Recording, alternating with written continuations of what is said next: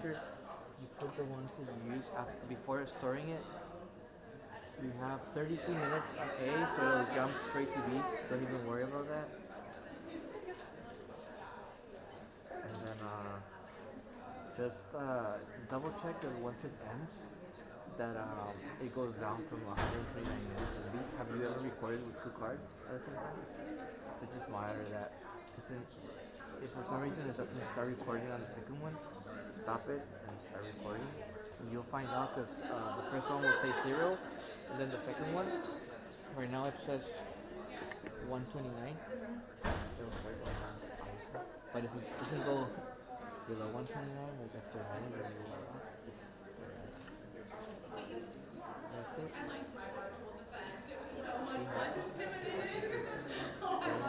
People to show you dreams. Can you this year or this year with Taylor? Question how it is.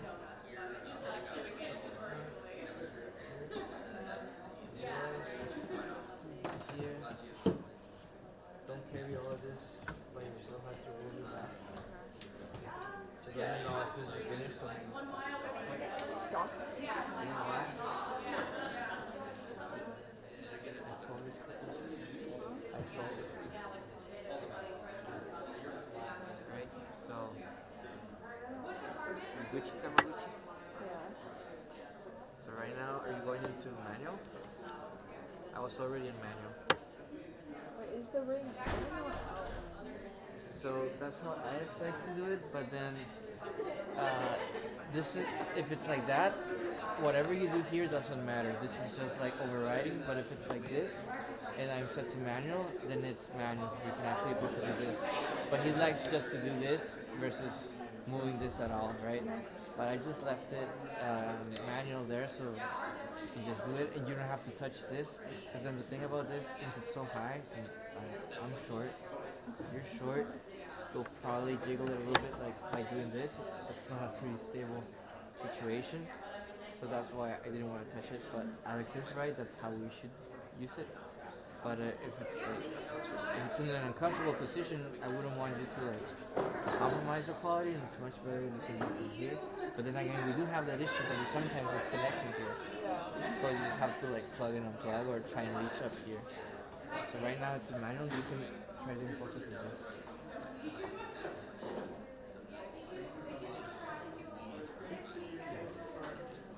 As long as this part will be kind of blurry, but as long as it's the least blurry and this is fine, we're Gucci. And then when we go in Q&A, you can do what you were doing, which is like a wider shot, or you can zoom in on them.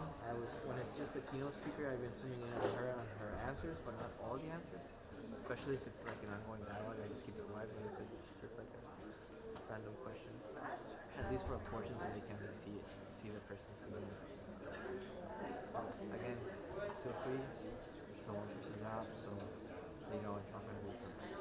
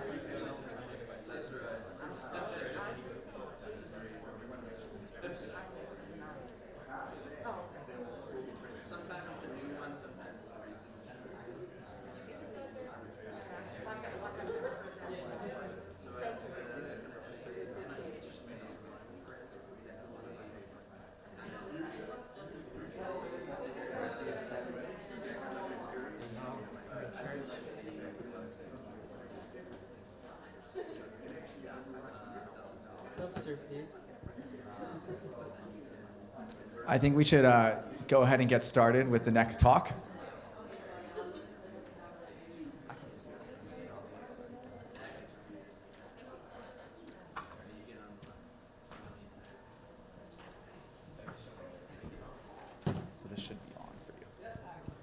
Thank you, thank you. Make sure to give this back. So, without further ado, I'll welcome Professor Daniela Valdez-Jasso from the Department of Bioengineering. Awesome. Thank you. I hear at the end of this, since I was given a microphone, I can do some dance and some singing, and you guys have to listen through it, right? Okay. So I wanted to, I guess, present a little bit about the work in my lab, and I think some of this you might recognize from some of my students, and especially Kristen, who probably did a very nice job with her poster today. So the disease that in general my lab is interested in studying is pulmonary arterial hypertension. And so what that means is that this is a disease that it originates and happens in the pulmonary of the lungs, on the arteries of the lungs. And if you were to see, in a way, visualize what this disease looks like, is if you have the angiogram of a control, like a healthy patient, hopefully all of you guys here, it'll look like on the left side, left panel, right? So you have all the vasculature nicely. You can see all the trees branch and the vessels branching off. And in the cross-section of it, you will see a nice open lumen of the vessels.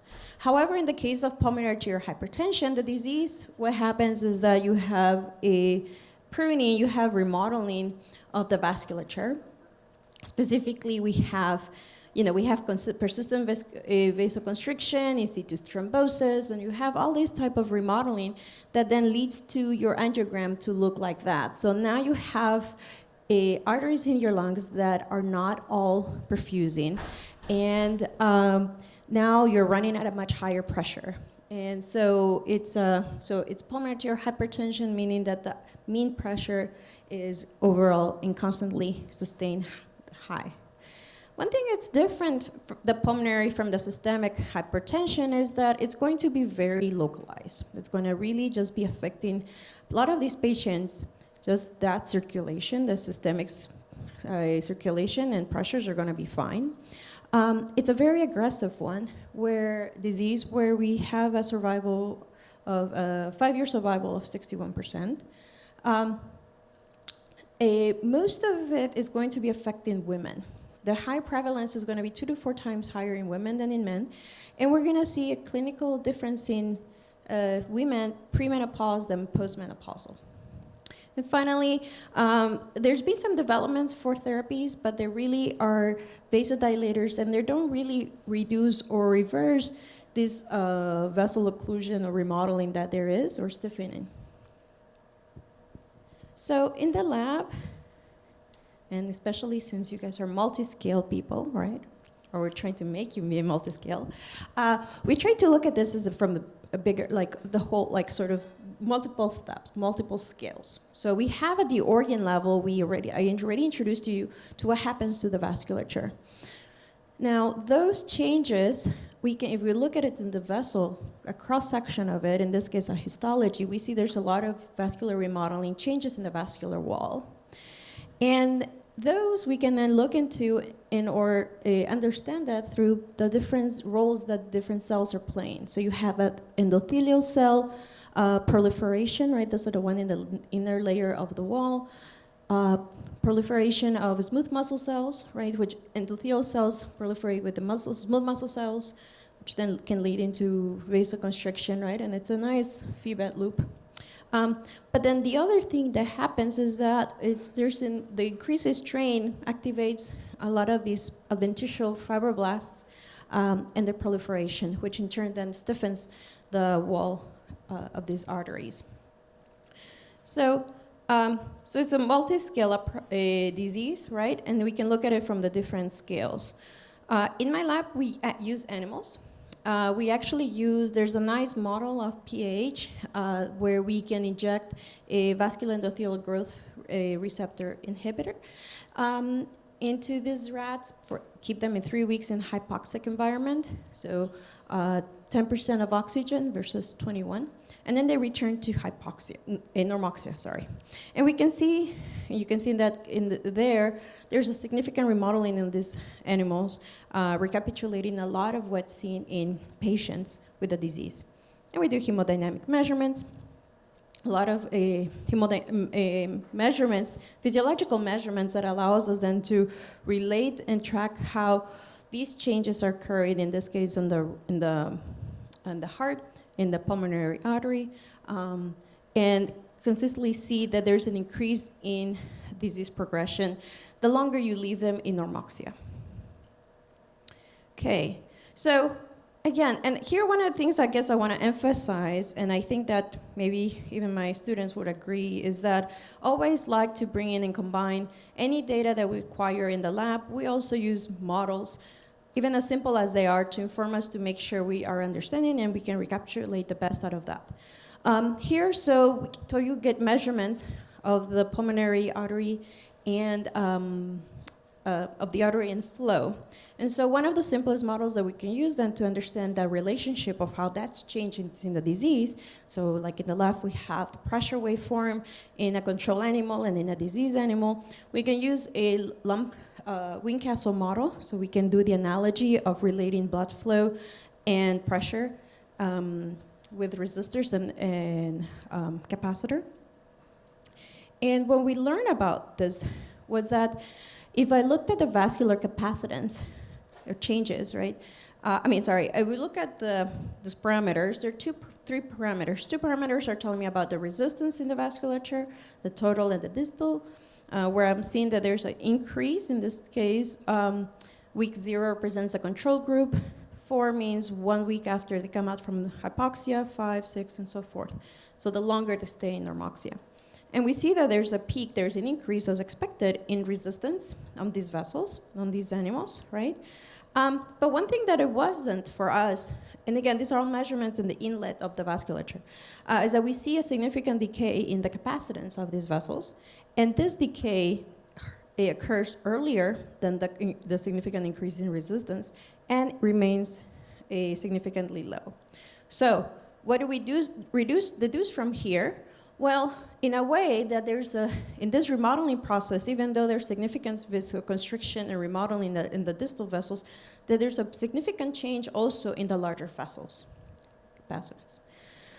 My lab being big into tissue testing, right? We excised, we can isolate, after these measurements, we can isolate these vessels, the vasculature, remove the the pleura around it, and then we can do mechanical testing of these vessel segments cyclically to mimic what these vessels will feel in vivo. And we can do some modeling to then describe the relationship between pressure, stress and strain in these vessels and compare them and try to mimic them with a model. Now, again, the model just helps us make sure what's our understanding of the system, of the model, of data in this case, right? And so we found that this data was nonlinear viscoelastic. It was a biaxial testing, meaning we both look into inflation of the vessel, but also what's the role of stretching the vessel. And this is something that has been reported in the systemic arteries, in the carotids specifically, that there's a significant shortening of these vessels in hypertension as a way to compensate for the increases in pressure. So we measure these changes.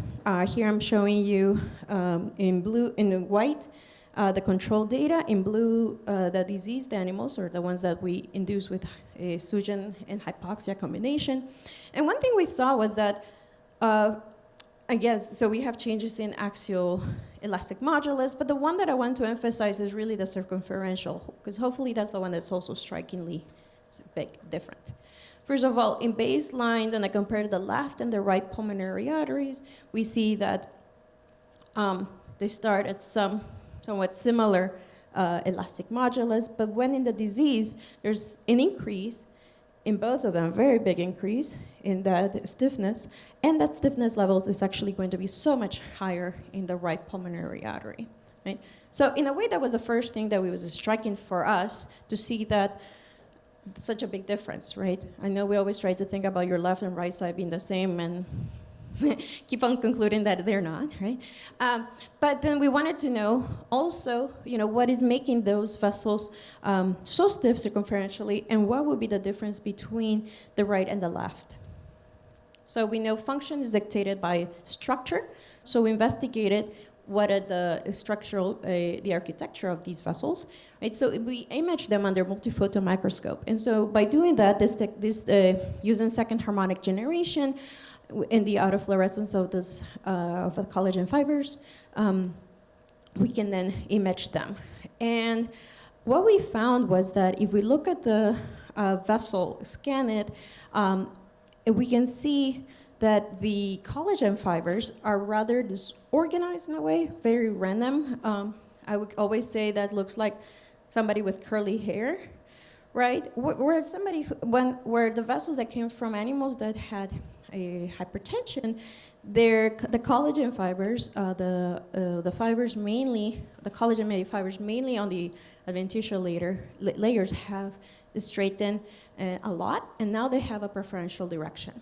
Okay, so I'm seeing that the change that I see being so significant in the disease now, mechanically, can also be attributed to the significant changes or understood by the changes in architecture.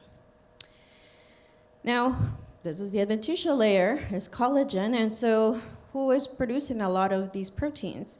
So we going back into some of the cells that we have in the pulmonary arteries. We know that they are going to be mechanosensitive, right, depending on the cells, and this is obviously very generalized because, of course, there's some cells that live in different layers, right? But for simplicity, we can think about the endothelial cells mainly being sensitive to changes in shear, in fluid shear, right?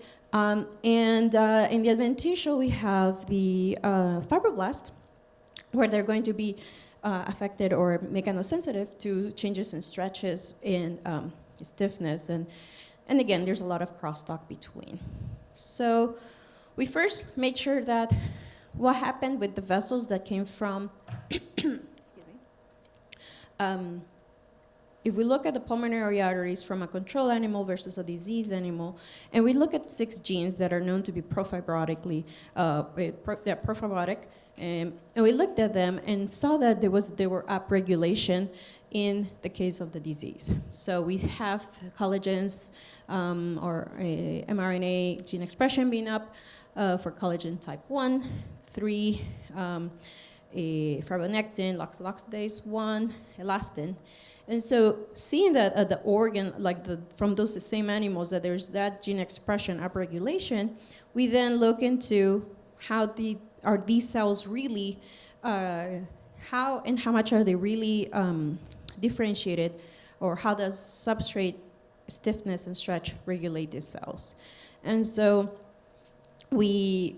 from control animals, we isolated these fibroblasts, adventitial fibroblast cells, and we plate them in different stiffness levels to represent the different stages of, say, health and mild disease and then advanced.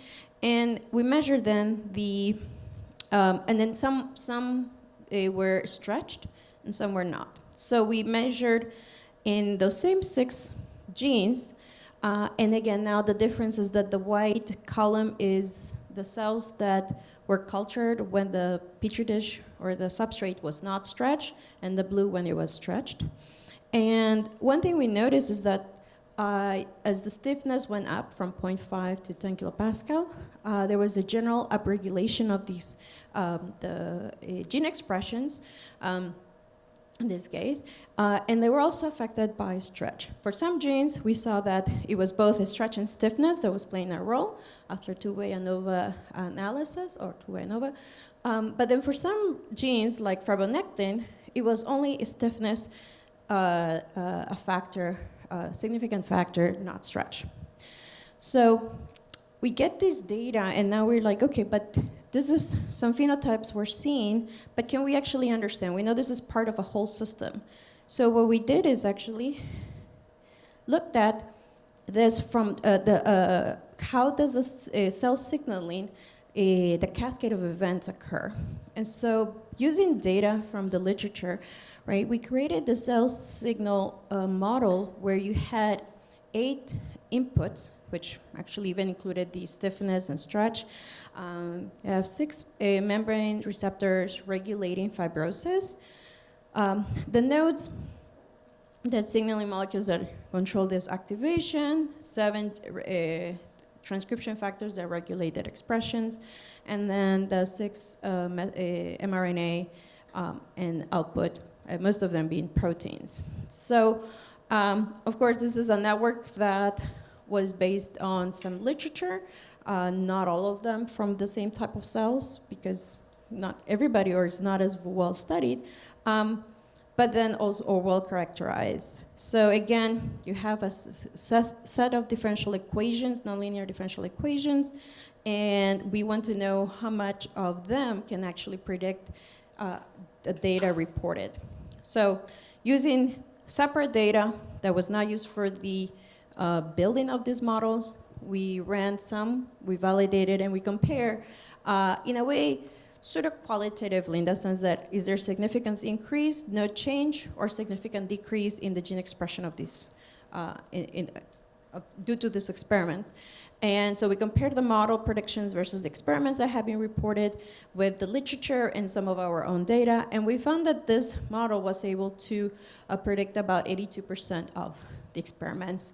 And so, so that was, again, really nice. That means that we have a very nice starting point to then go ahead and further investigate how these pathways are regulated. And really the question becomes, again, you're doing uncertainty quantification, you do sensitivity analysis, right? You want to see which are the nodes that are most contributing the most, and which are the nodes that maybe I'm going to be wanting to further investigate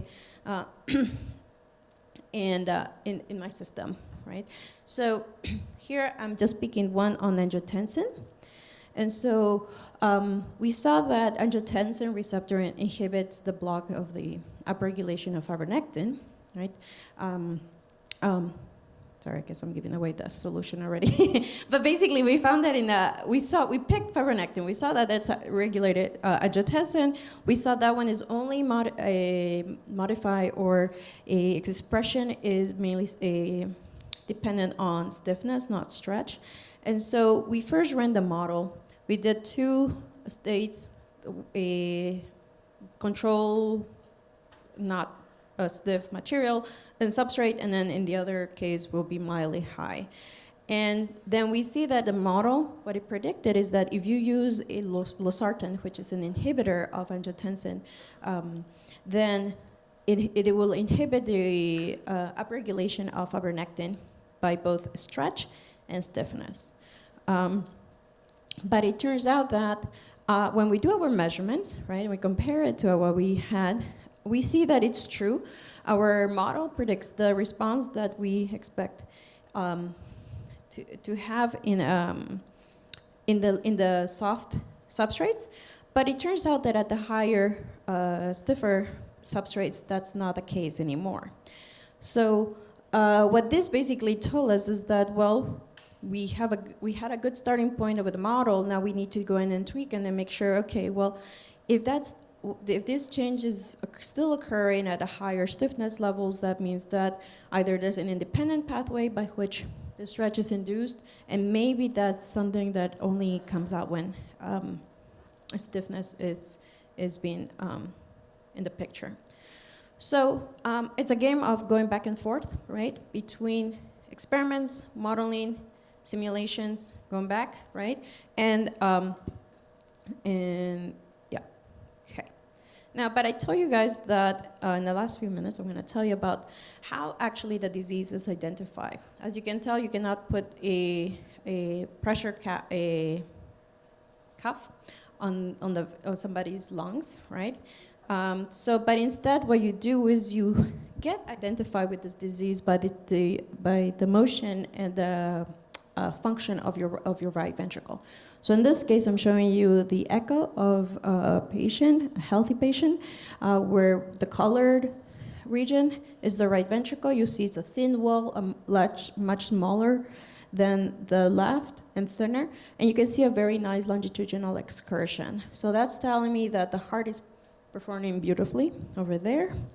And the second is going to be the echo of a patient with hypertension. This is the case where a cardiologist, radiologist, or whoever is doing these would then start wondering about why the ventricle isn't large and thick, but maybe not too worried because I still see nice longitudinal excursion, right? But there's definitely something happening, and there's already something that's going to lead to cascades of probably a measurements to verify what's happening.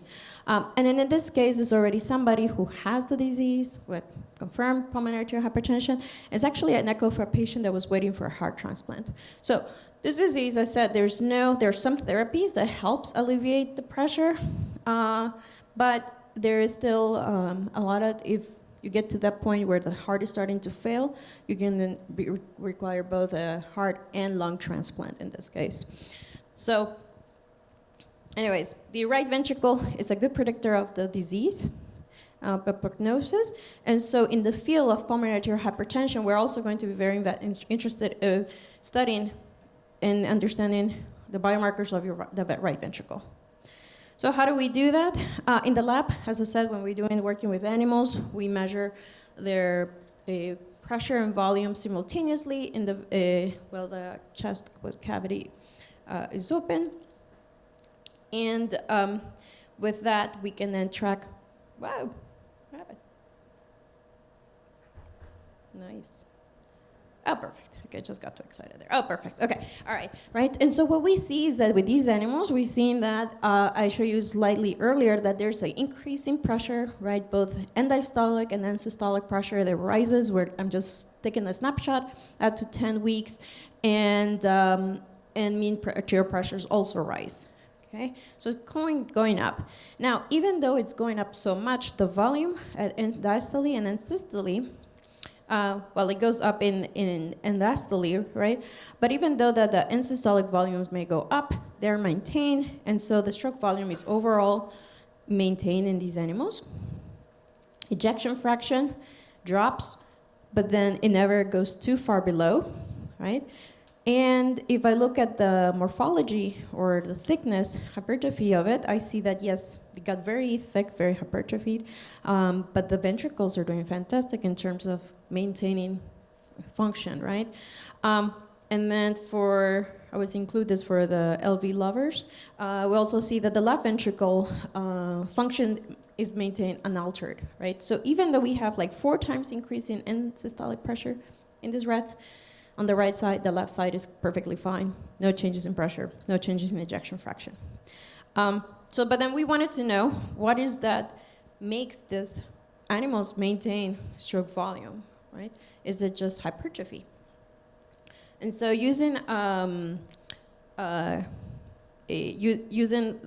assuming first of all that the right ventricle is part of a sphere, a fraction of the sphere, we can then relate blood pressure and wall stress by Laplace's law, right? So I relate it. And the wall tension is then defined using myocardial wall properties, where I have circummeral strain as a function of geometric change here. And I define basically enough systole and enough diastole by accounting for these well-characterized properties of isometric twitch, muscle and tension relation, and steady-state calcium length relation. Oh, that was not animated. Okay. So then I basically have 2 basic equations, one to describe the passive, which is just some exponential function, and then the systole, where I add passive and active, and I have a saturation type function. And I optimize 3 parameters. So when we do that, we try to then fit in some of the measurements that we already have, right? At end of systole on top, and diastole for control in green, and a blue for the disease. And so again, using these models, we're able then to first of all fit those 3 parameters that can characterize a control group. Then we ask the question whether just changing hypertrophy or wall geometry would suffice to represent the disease group. And we find that it is for N-systole, but not for N-diastole. So the orange line is not covering the disease group. But if I want to represent the disease group, in addition to changing geometry, I have to change the properties of the wall as well. And so, again, this just means that the passive properties can be explained by end-diastolic pressure-volume relation. And if I look into now the myocardial properties, I see that there is a significant increase in stiffness in the passive properties, but not in the active. I'm gonna try now to go into this really quick, because I think this is my favorite slide. So then we're trying to say, but that's model prediction. The question is it really true? I do, again, test biaxial testing of these tissues. We can then verify and measure these changes. And, tissue testing. Sorry. We do some modeling of it, right? Sorry.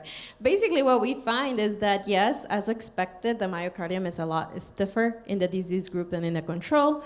But what was interesting was that the extracellular matrix actually is also significantly stiffer in the direction of the model. So concluding that, verifying our model predictions. And so I'm going to have to skip this one. Oh, yeah, that was not supposed to be there. Okay. And then finally, in my lab, and hopefully everybody is doing this, but make sure we see that there's a huge difference between male and females clinically. So we should be studying that in the labs as well. And one of the things we see is that if we do these measurements in males and female rats, and then the females are broken down into those who are intact, basically non-overrectomized, and those that were overrectomized, we see that they all raise pressure similarly, N-systole and diastole. But the main difference that we see is that the changes in elastance of these ventricles. If we do, again, all the comparisons, I had shown you previously block panel A, where there was significant increase in stiffness in the passive properties in males. But we see that if we compare it in females, only intact versus overrectomized, we don't see that stiffness in the passive properties. We do, in all of the cases, we see some upregulation in the active. Oh, that was not supposed to be there, right?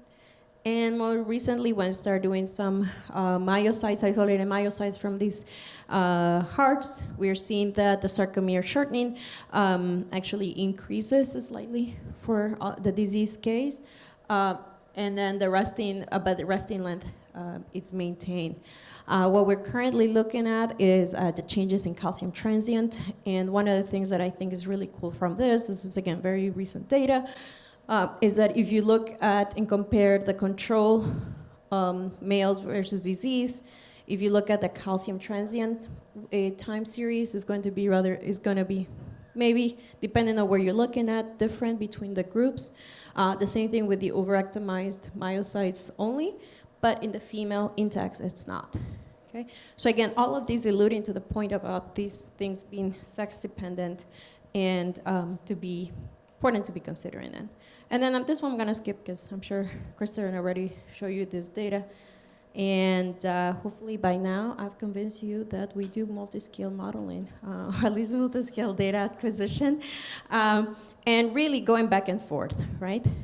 So with that, this is my team, and I'll answer any questions.